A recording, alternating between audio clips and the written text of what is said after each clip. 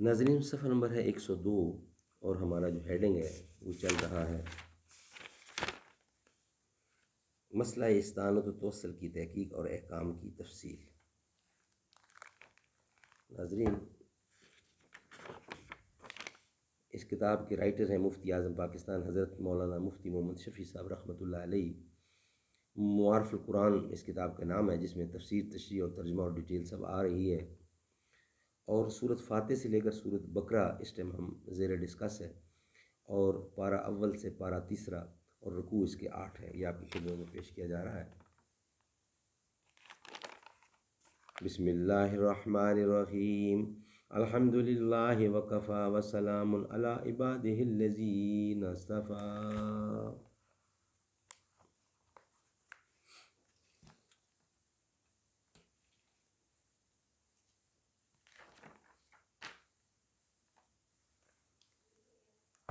ناظرین،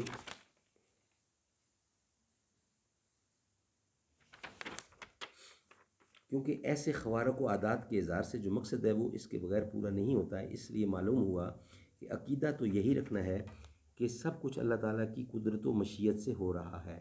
اس کے ساتھ انبیاء و اولیاء کی عظمت و ضرورت کا بھی اعتراف ضروری ہے۔ اس کے بغیر رضائے الہی اور اطاعت احکام خداوندی سے محروم رہے گا۔ جس طرح کوئی شخص بلب اور پنکھے کی قدر نہ پہچانے اور ان کو ضائع کر دے تو روشنی اور ہوا سے محروم رہتا ہے۔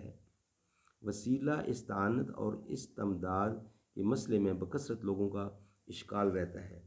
امید ہے کہ اس تشریح سے اصل حقیقت واضح ہو جائے گی، اور یہ بھی معلوم ہو جائے گا کہ انبیاء اور اولیاء کو وسیلہ بنانا نہ مطلقاً جائز ہے اور نہ مطلقاً ناجائز، بلکہ اس میں وہ تفصیل ہے جو اوپر ذکر کی گئی ہے کہ کسی کو مختار مطلق سمجھ کر وسیلہ بنایا جائے تو شرک اور حرام ہے، اور محض واسطہ اور ذریعہ سمجھ کر کیا جائے تو جائز ہے۔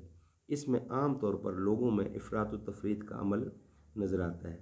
واللہ اصال الصواب السداد دو بیدہ مبدل معاد۔ اللہ تعالیٰ سمجھنے کی اور اس پہ عمل کرنے کی توفیق عطا فرمائے۔ آمین ثم آمین بجا خاتم النبی۔